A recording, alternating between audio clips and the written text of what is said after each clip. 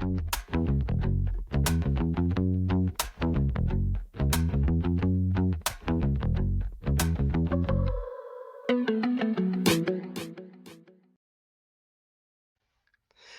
to this week's edition of Mississippi Happenings.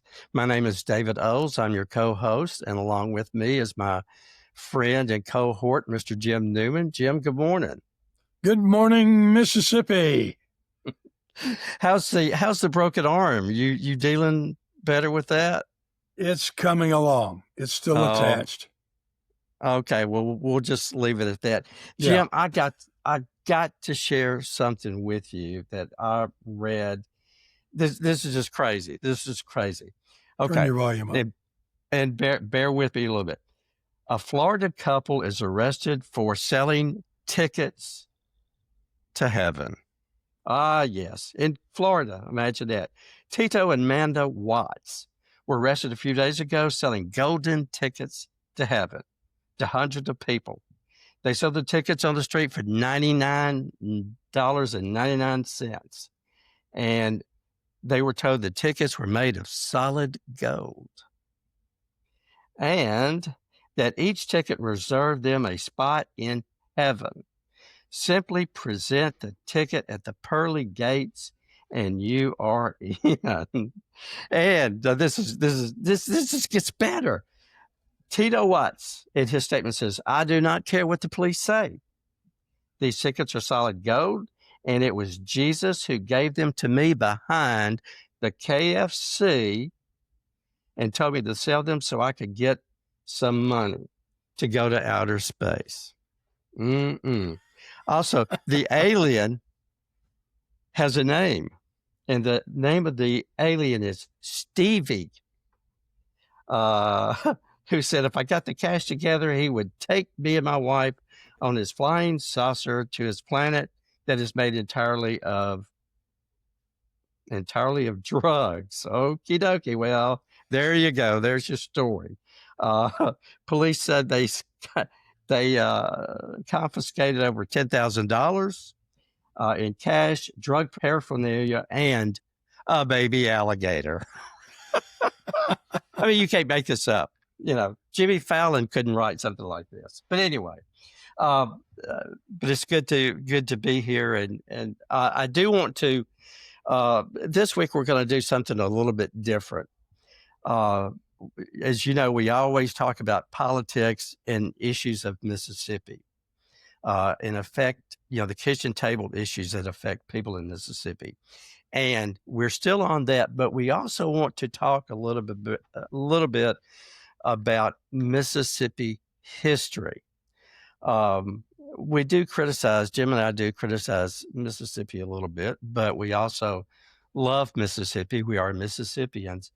And there's a lot of Mississippi history that I think seems to be forgotten, and other people think that's forgotten too. But we have a rich history with the Native Americans.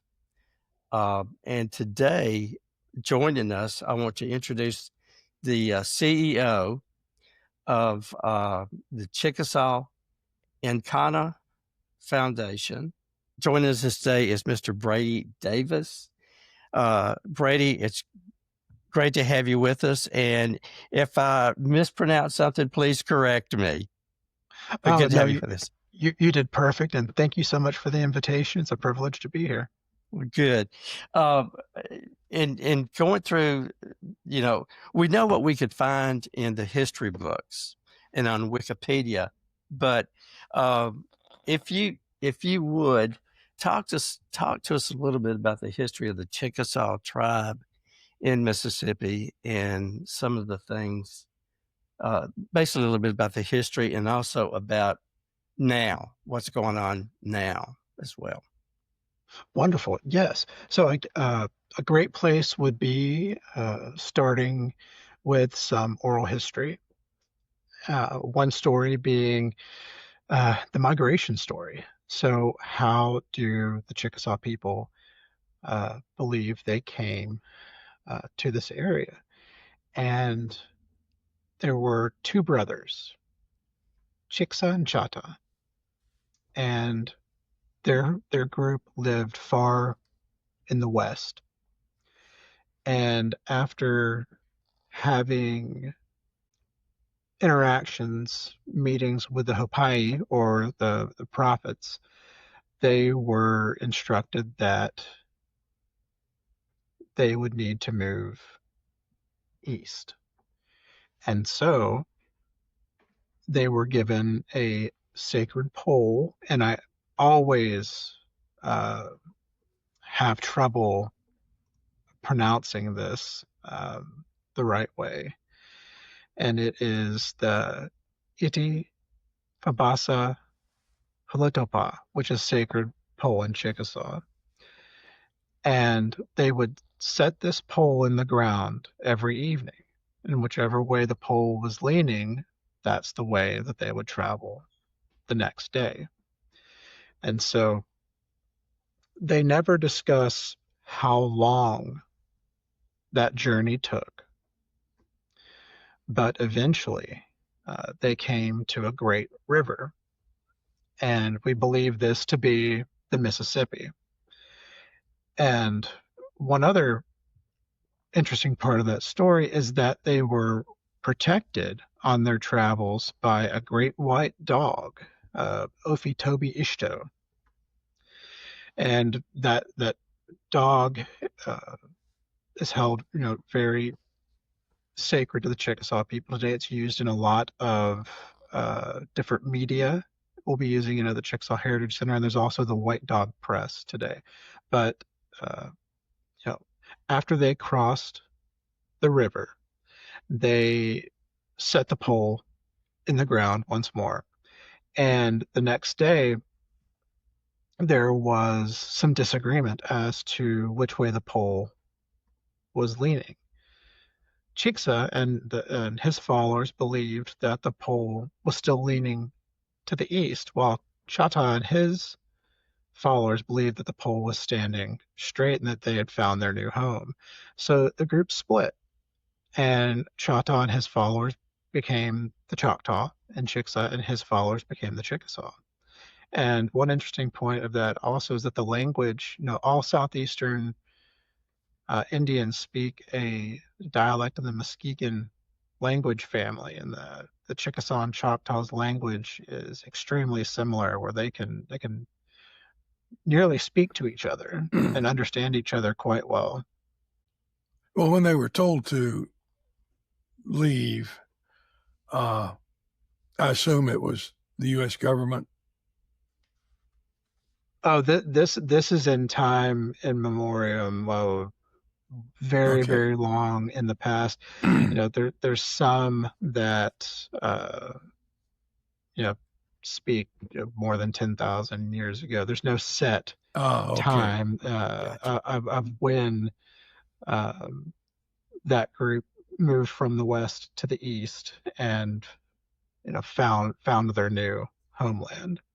So did the So Chickasaw come back across the Mississippi River? from east to west or west? Yes. From west to east. No, so they came across during the migration. They came from the west to the east, crossed what we believe is the Mississippi River into today, well, what is today Mississippi. And once they crossed into what is today Mississippi, Chickasaw and his followers believed that the pole was still leaning, so they continued to travel and became the Chickasaw. And Choctaw's followers believed that they had found their homeland, and so they stayed there. And Okay. th- So my this was house here in this is an Tupelo. ancient story. So my house here in Eventually, they made Tupelo. their way. Okay. So my house here in Tupelo was probably sitting on what was Native American soil. Oh yes, without a doubt. The today's Tupelo, Mississippi, is the heart of the historic Chickasaw homeland.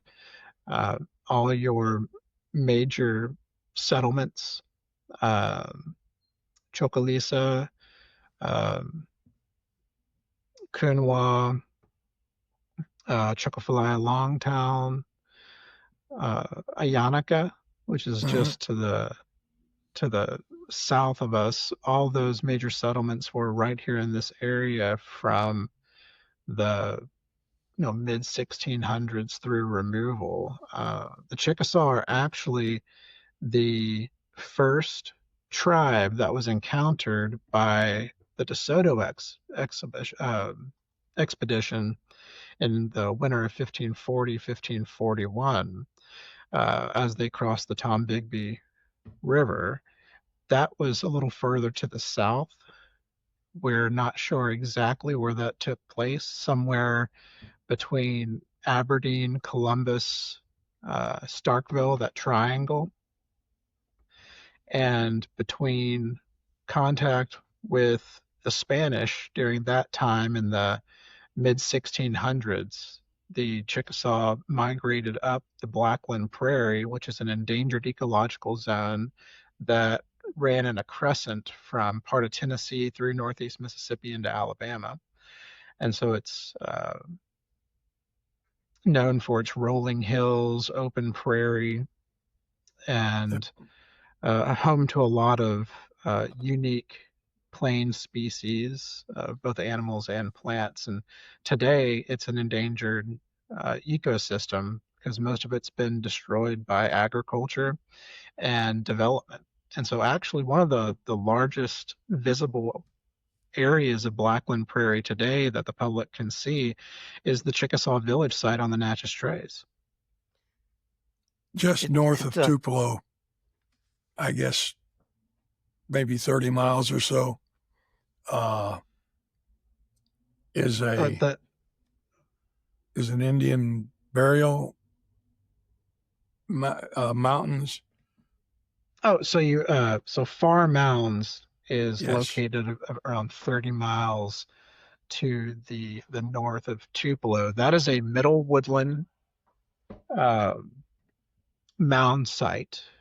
Middle woodland would be somewhere around 400 AD, gosh, and yeah, so um, ancestors to the contemporary Chickasaw. right.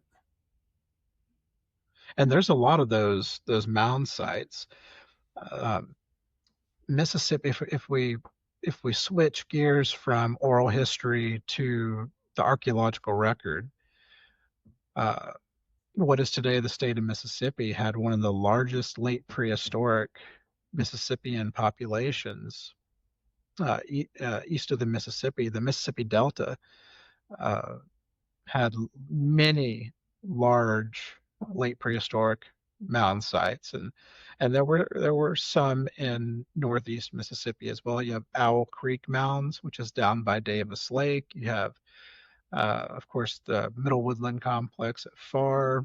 You have a couple of others as you head south, um, and then that's once you get down to Natchez, that's where you had the Natchez Indians. And what's unique about the Natchez Indians is that they're a language isolate. They spoke a language unlike any of the other Muskegon languages, and they were one of the last tribes in the southeast practicing that late prehistoric Mississippian tradition of mound building when the French encountered them. So there's some writings out there about observations of that culture. It's really unique.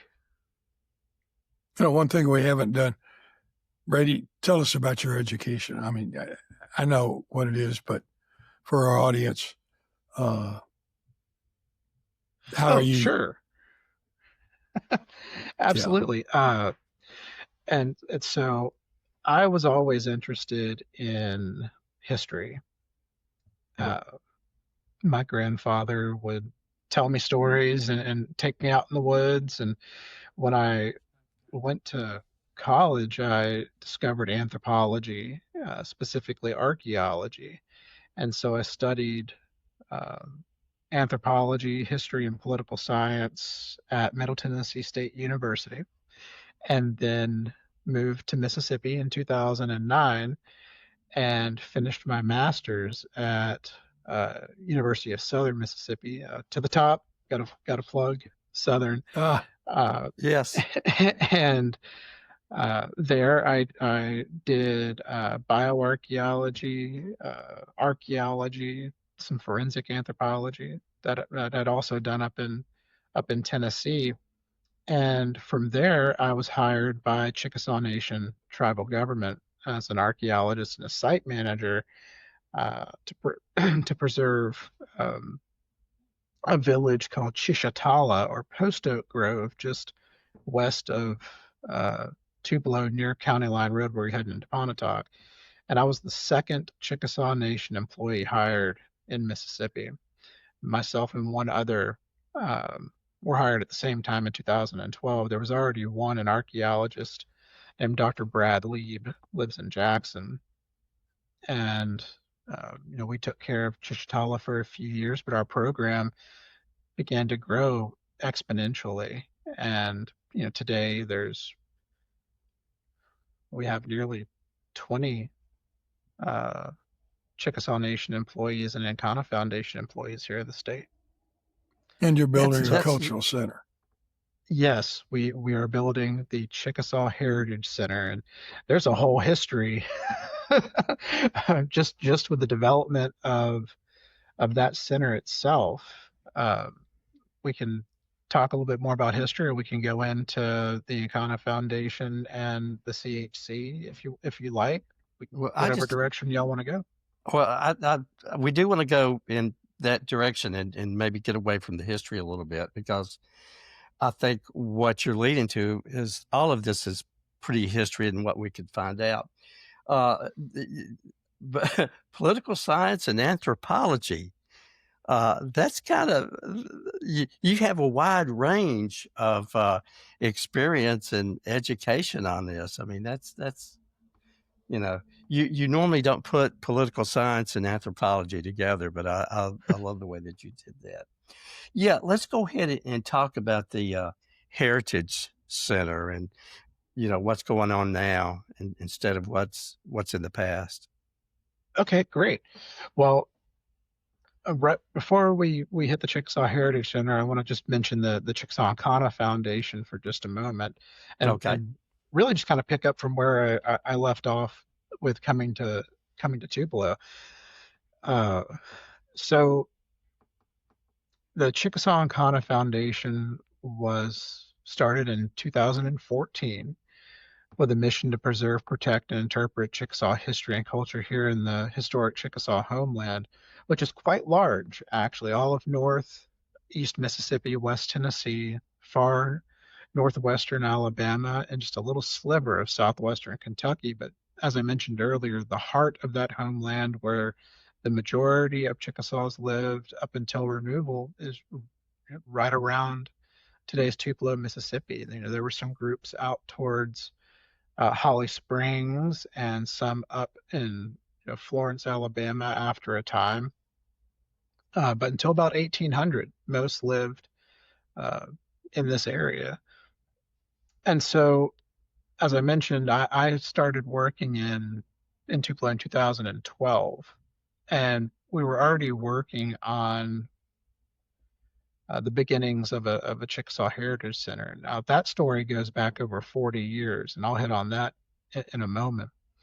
But the Chickasaw Inkana Foundation was a vision by Chickasaw Nation's Governor Anatopi to have a grassroots organization in the homeland that was dedicated to the preservation and protection of Chickasaw history and culture, but also lead the development of a Chickasaw Heritage Center. And so the board of the Chickasaw Inkana Foundation is made up of many Mississippi residents as well as members in the leadership of Chickasaw Nation. And we've worked together for a number of years uh, to raise money and develop the Chickasaw Heritage Center.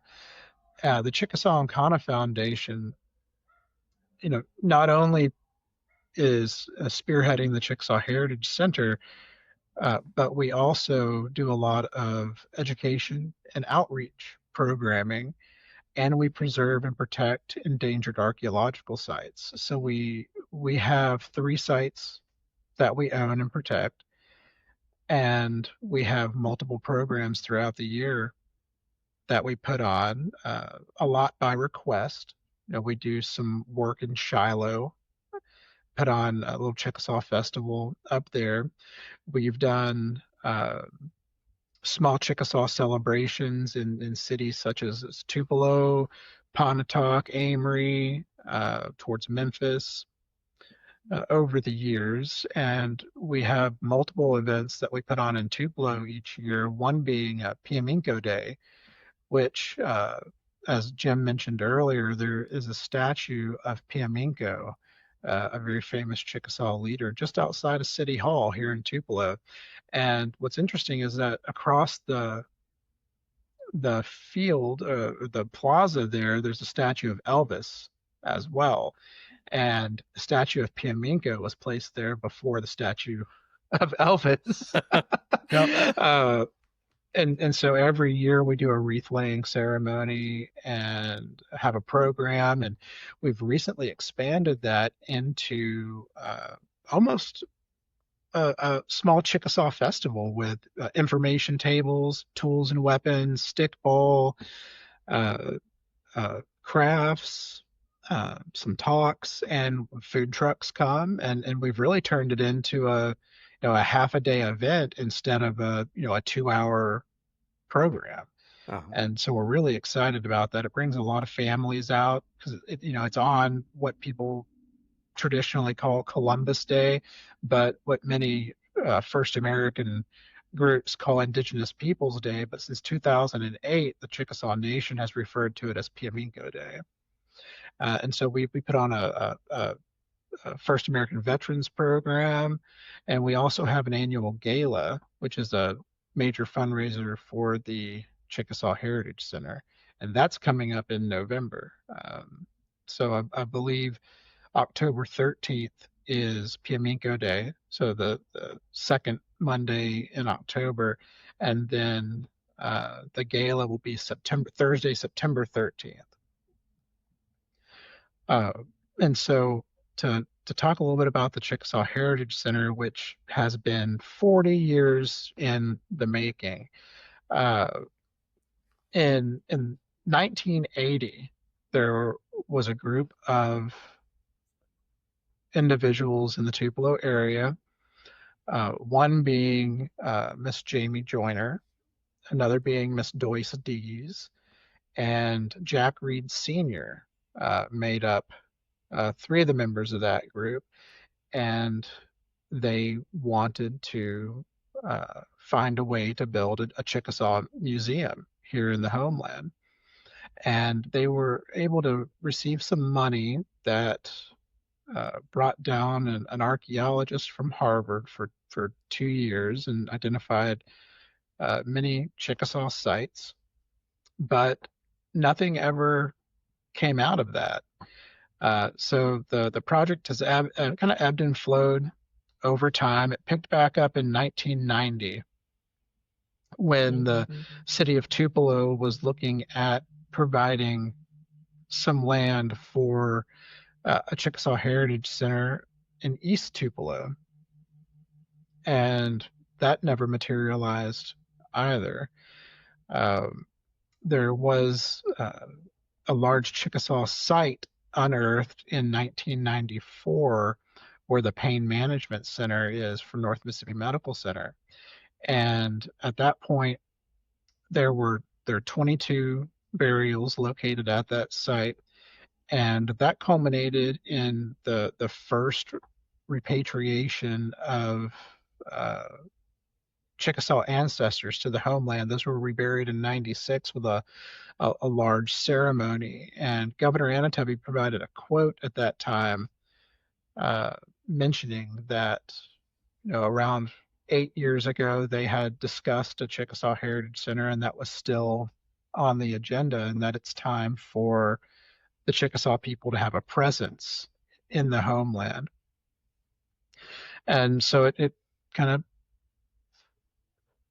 fell off a little bit for a while after that. But in the early 2000s, after the acquisition of Chichatala by the Archaeological Conservancy, which is now managed by Chickasaw Nation, the desire to build a Chickasaw Heritage Center came back up to the surface, and the late Senator Thad Cochran was able to appropriate a couple $1 million to the Department of the Interior for some feasibility studies. So there was a working with Department of the Interior, Chickasaw Nation, we were looking at building a small interpretive center that was likely going to be at the Chickasaw Village site on the Natchez Trace, which is between McCullough Boulevard and Jackson Street here in Tupelo.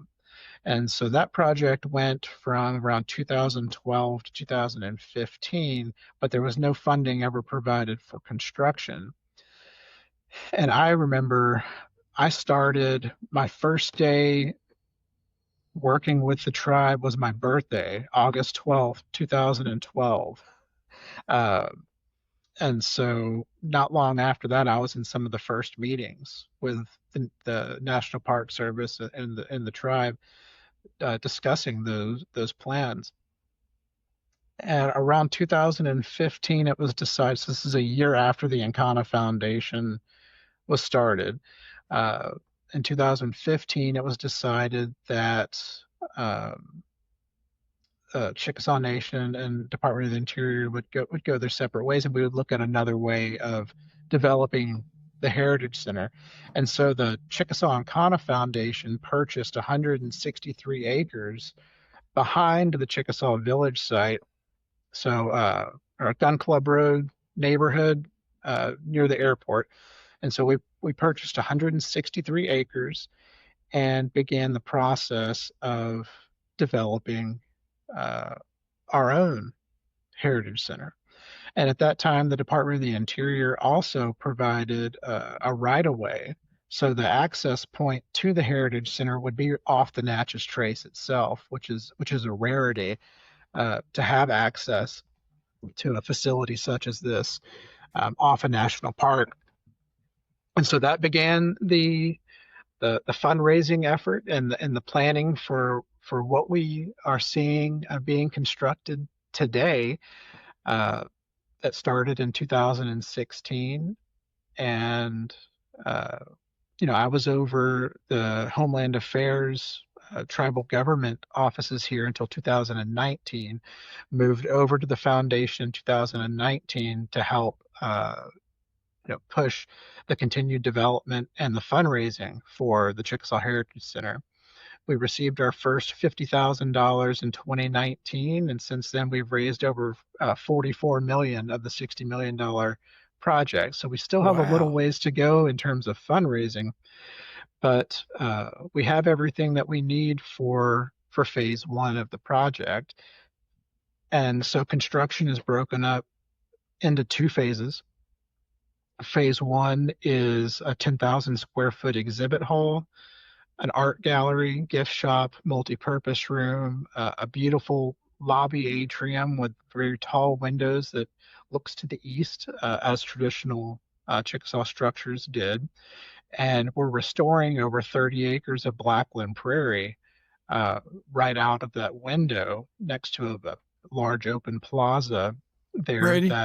Yes. Go back to where you were talking about the windows looking out east as traditional.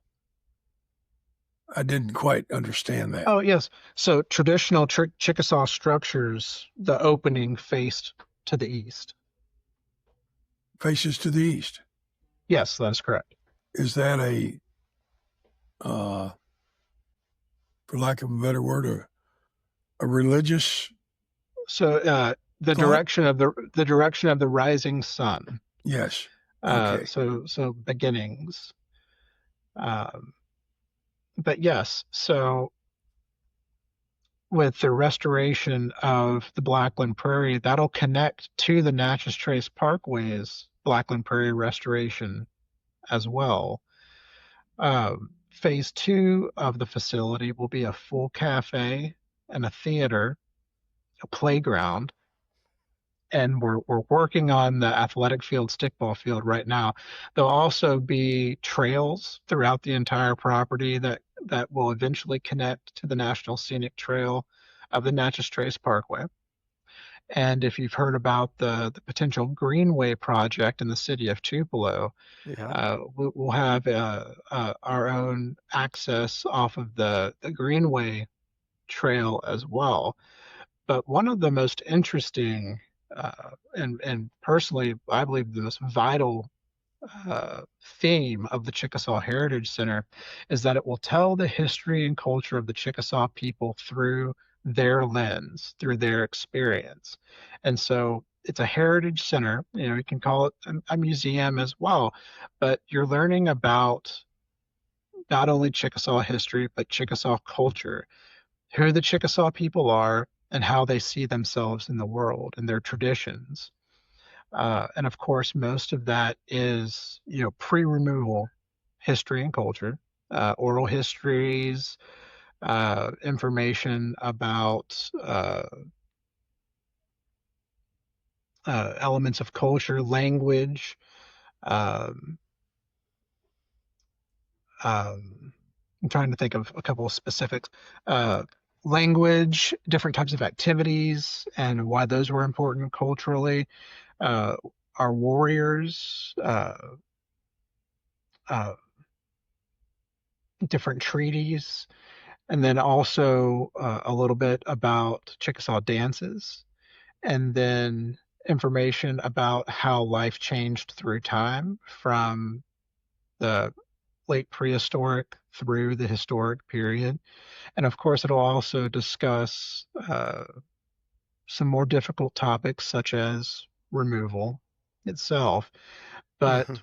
one of the interesting exhibits that I'm excited about is Chickasaw people today. And so when people think about First Americans, they immediately think about the past. They don't think about uh, who these people are today. And the unconquered and unconquerable Chickasaw Nation is uh, a very successful tribe today with a vibrant contemporary culture, and uh, and they understand the importance of their past as well. One of the neat things is there's a Rosetta Stone Chickasaw, and so there's a language revitalization program. There's the Chickasaw Cultural Center in Sulphur, Oklahoma. Um, and in terms of economic developments, they have Chickasaw Nation Industries. And of course, they have the Chickasaw Nation Department of Commerce. And so the Chickasaw Nation itself has made great strides in, in economic development uh, in Oklahoma, where they were removed to, and and also beyond. And I encourage people to do some research into Chickasaw Nation Industries. It's very interesting. Where is Earlier the in the largest conversation, concentration of Chickasaw South Native Central Americans? Oklahoma. South In Central Oklahoma? Oklahoma. Yeah. Yes. Yes. Uh, North of Tulsa? No, south of Oklahoma City. South of Oklahoma City? Oh, Yes. So okay. today's Chickasaw Nation runs from around Norman south to the border of Texas. Ah, So well, having takes lived up in a Tulsa, I'm familiar with the Indian population there. yes, the Muskogee Creeks Yes. are there absolutely. Uh, Brady, I'm sorry. yes, Earlier in the conversation, you did mention when the foundation started roughly 40 years ago. I think you mentioned Jack Reed Sr. as one of the founding members. Is that correct? yes, and uh, Jack Reed Sr.? yes, and Jack Reed Jr. is a member of our board today. Good. Okay, good. That's good to know. We had a great conversation with Jack Reed Jr. When we were talking about desegregation in Mississippi and how Jack Sr. was so involved in that, and the 13, 14 years it took to get desegregation in Mississippi. Yes. So, And Jamie Joyner, who was also in that 1980s group, she is our current chairperson. oh, great. And so there's a lot of continuity through time in the families and individuals that have been interested in helping create this center. They say it sounds like they've just really dug in and stayed in, which is admirable. That's for sure. Uh, so, what's you give us the 40-year history and what's going on, but I mean, and I may have misunderstood. So the Chickasaw Heritage Center, it's up and running. Is that what I understood? No, Or we okay, are currently under construction. okay, We thank you. broke ground in June of 24, and just a few weeks ago, the concrete pad is nearly finished, and we have structural steel framing in the phase one facility. So we're very excited about the progress that we've made. We'll be opening phase one in November of 26. Okay, And one of the neat things that I haven't mentioned yet about the Heritage Center, in terms of economic development, we're looking at $5.66 million annual economic impact, upwards of 100,000 visitors a year. We're creating uh, around 25 jobs, give or take one or two for phase one, and we're not 100% sure how many will be created throughout the whole project. And I mentioned that this is a 160-acre plus campus. This is going to be an anchor not only for cultural heritage tourism, but an anchor for the community. The property itself will be free to access. The cost will be associated with the exhibit hall, and then once we have the theater and the cafe, if you want something to eat. But if you can name me another place in Northeast Mississippi that sits on 100+ acres that will have trails, a playground, a cafe, a theater, and also an immersive educational experience about First American history and culture, it doesn't exist. yeah, This will be a place where regional families, people in Tupelo, Shannon, Nettleton, Boonville, Holly Springs, and beyond, come on a Saturday morning to play, to walk trails, to see an educational video, to walk through the exhibit halls, to experience the reconstructed Chickasaw village overlooking the Blackland Prairie. I have two children. They're 10 and 11 years old, and we'll be at that site yeah, often. And one of the neat things that the Chickasaw Cultural Center in Sulphur, Oklahoma does is they have a huge theater there, but they do Sundays $5 for a drink and popcorn and do a movie. And while our theater will be smaller than that, we'll be able to put on programming like that as well too.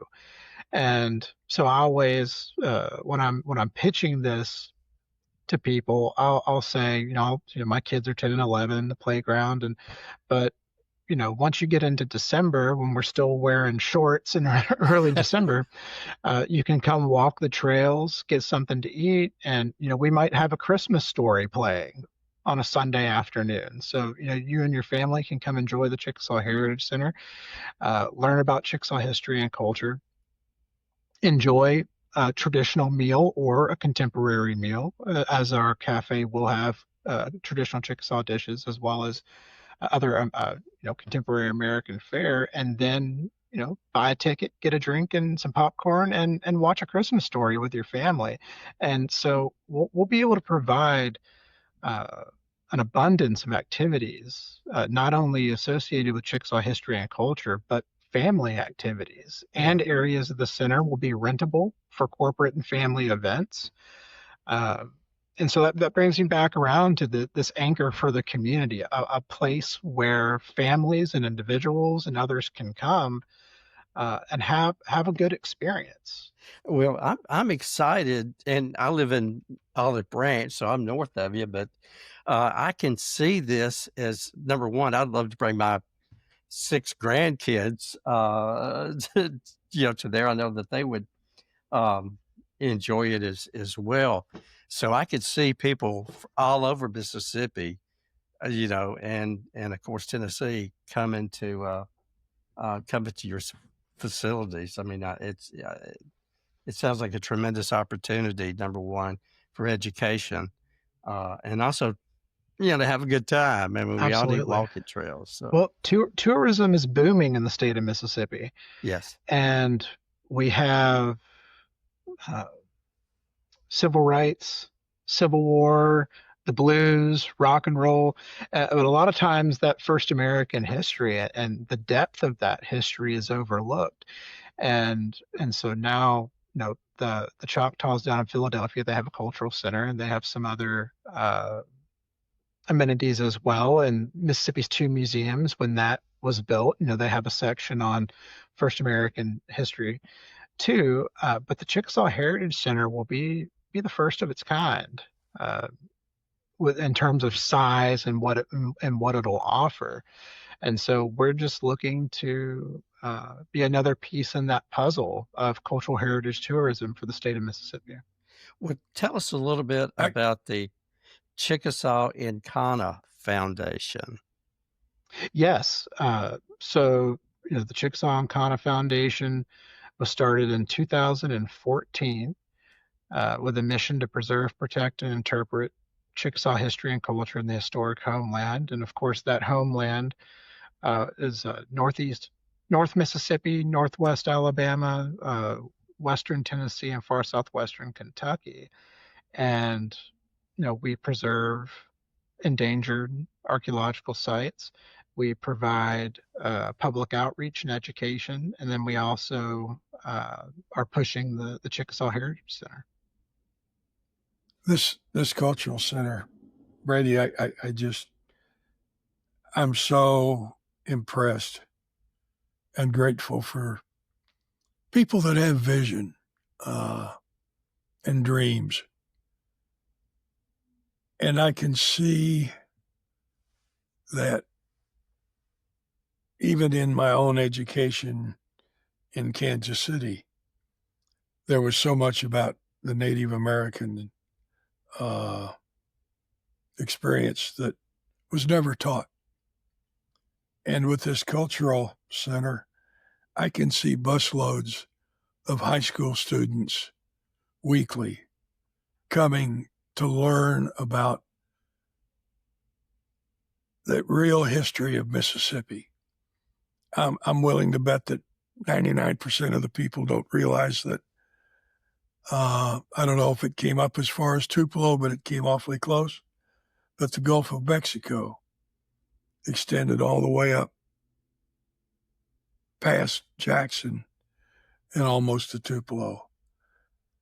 We have so much history that is not taught. And I think that is part of the problem we're facing today. You've got a degree in political science. You may agree or disagree. But I think if we don't teach where we have been, we are bound to repeat it. And I'm with you that's not 100%. always good. I'm with you 100%. As a lover of history and a lover of culture, if we don't look back on what has happened in the past, it's very hard for us to see where we're going, and not to make the same mistakes. Yeah. Were the Chickasaws a peace-loving nation? The Chickasaw people were known for their great ability to defend themselves well. Wonderful. Wonderful. And so, one of the things in the Heritage Center that you'll learn about are the French conflicts Right. in 1736 that happened here in Tupelo, where the Chickasaw defeated the French and their Choctaw allies twice. One battle being the uh, Battle of Chocalisa, or the Battle of Oklahoma, that's in Choctaw, which took place over off Brooks Road around the TVA Service Center, and then one 2 months later that happened behind the middle school in what's today Lee Acres. Yeah. And so those two major battles against the French really weakened their ability to take control of land this far up close to the Mississippi River. Now, of course, those conflicts began in 1699 when the French landed in the Gulf of Mexico and eventually started trading with inland tribes, specifically the Choctaw. And so you had the English that were making their way west from the colonies and had been trading with the Chickasaw for a while. You had the French coming up from the south and trading with the Choctaw, and the French wanted control of the trade, and the English wanted to maintain, their control of the trade. So the French became quite aggressive in trying to have more influence. And so, the French began encouraging consistent aggravation, I mean, which eventually culminated in the Battle of 1736. it seems to me that the Tupelo area, and it's probably all the other areas in the country, but I am really impressed with the amount of history that the Tupelo area provides in the development of the northern half of Mississippi. I'm just astounded by it the more I learn. And Oh, absolutely. Yeah. the placard back by the middle school, I've read it several times, but can you tell us a little bit about that battle with the French? What was it Yes, over? yes. So that was the second of two battles. The first one took place March 25th, 1736, and that was the one over by the TVA Service Center. And then on May 26th, 1736, the Battle of Hakia took place, and that's the marker that you're talking about. Right. And so Governor Bienville, who was over the French colonies, uh, wanted to destroy the Chickasaw, partially because of the 1729 uh, revolt at Fort Rosalie in Natchez, where the Natchez Indians revolted against the French, and that began the French Natchez War, in which the Natchez were defeated. But uh, there were contingents of Natchez that the Chickasaw took in and brought to this area. And that infuriated the French even further. So they decided that they needed to uh, annihilate the Chickasaw. And so they made their way up the Tombigbee River and met with around 800 Choctaws around Amory and started making their way towards what's today Tupelo. At the same time, Pierre d'Artaguet and a contingent of uh, Allied First Americans and French made their way down the Ohio River to the Mississippi and landed at Chickasaw Bluffs, which is today Memphis. So that group traveled from Memphis to what is today Tupelo, and they were on time. Bienville and the others coming up to Tombigbee were running late, and so the first battle, it was meant for both groups to coalesce and then attack the Chickasaw villages together. But it didn't happen that way, fortunately. And so Pierre d'Artaguet and his group were defeated in that first battle in March. And then, 2 months later, Bienville and his group are late, and they're making their way to what is today Tupelo, and the Choctaw lead them to the southern villages instead of the northern villages because there was a battle a couple years before that where a Choctaw leader had been killed, and so the Choctaw wanted to attack the southern villages first, and so Bienville didn't really have much of a choice. And so the goal was to attack and defeat Kia, and then move on to where the French were defeated 2 months ago. But of course that didn't work out for the French too well.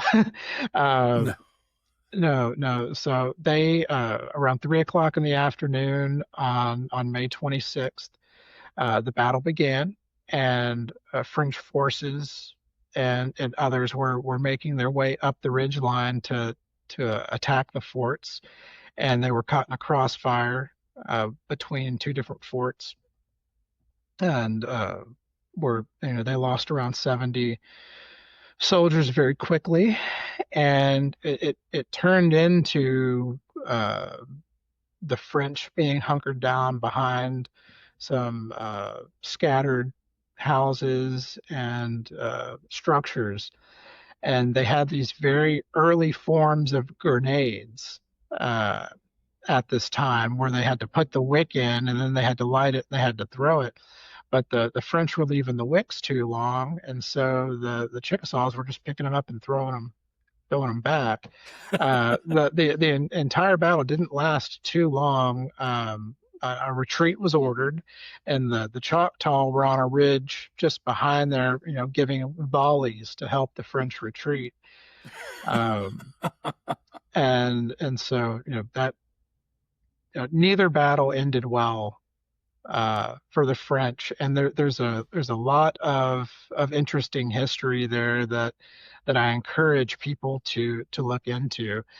There's a great book by a man named Jim Atkinson, who's an archaeologist and worked for the National Park Service for years. He was really ahead of his time in terms of preserving Chickasaw history and culture. He was very vocal about preserving that. And he actually is the one that drove by the paint where the pain management center was being built and knew that there was a Chickasaw village there, and went up there and saw the work was being done, saw that they had found a village, and actually had the work stopped, where Mississippi Department of Archives and History had to come in and contract with Mississippi State to do the excavations. And so he wrote a book called Splendid Land, Splendid People, Chickasaw History to Removal.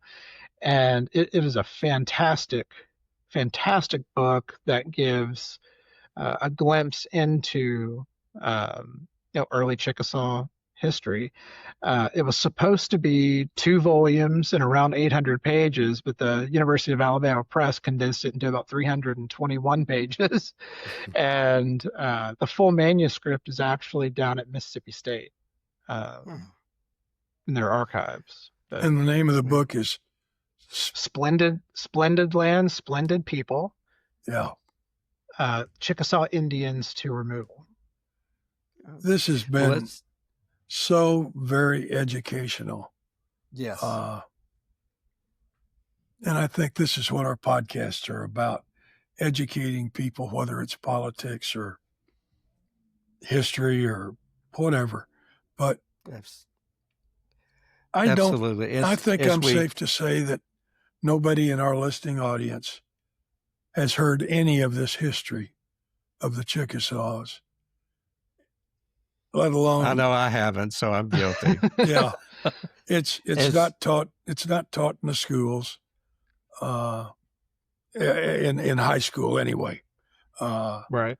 I guess you get it when you get in college and you get into anthropology or. Well, Jim, we are looking at changing that. So, Chickasaw Nation has developed curriculum that is shared with schools in Oklahoma, and we've been sharing it with schools here in Mississippi. We actually have programming where some individuals from Chickasaw Nation will come out with some educators and provide curriculum and education on teaching that curriculum.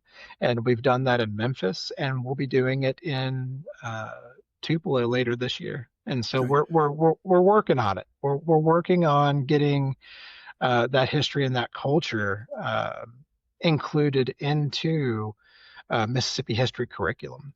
Well, I would be Absolutely. remiss if I whatever didn't we ask. could do to help you, that would be, just you know where you are, and you know how to find us. So yes, this has been tremendous, and we appreciate it. How do Now you, I do, David, yes. let me interrupt you for a second. Brady, and if somebody's interested in more information about the Incana Foundation, how do they go about joining it or finding information about it? Yes, so you can go to incana.org and learn about the Chickasaw Inkana Foundation, and you can join the Chickasaw Inkana Foundation as well. And then to learn more about the Chickasaw Heritage Center, you can go to ChickasawHeritageCenter.com and learn about what we're doing there. We have a new website that we're going to be releasing here in the next couple of months. And so the old one is up right now, and you can actually become a charter member of the Chickasaw Heritage Center, and so you can find out ways to join that and help us finish the center. Join our journey. The capital campaign is the journey home, and we want everyone to feel like they can join us and join this journey to help complete the Chickasaw Heritage Center. What does it cost to join the journey? So charter membership starts at $250, and you get a beautiful limited edition medallion and a certificate. But there are levels that go, upwards through corporate level giving Right. with different perks that you can learn about on the website.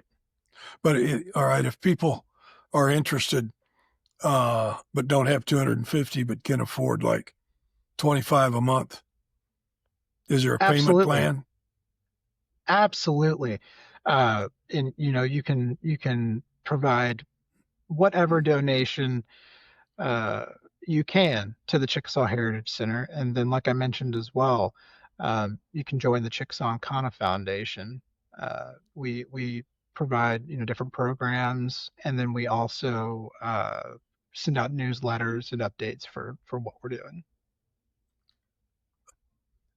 Living here in Tupelo, I am really excited about this and have been. And I'm glad to know now that I can join the Incana Foundation uh, and become part of making history continue to live on. Okay. All right. Yes. Well, this has been Mississippi Happenings. We do appreciate you listening. Please, questions, comments, suggestions, you can reach us at mshappenings1@gmail.com. That's mshappenings, the number 1 at gmail.com. And as always, may we never become indifferent to the suffering of others. Thanks. And may Bye. I add one?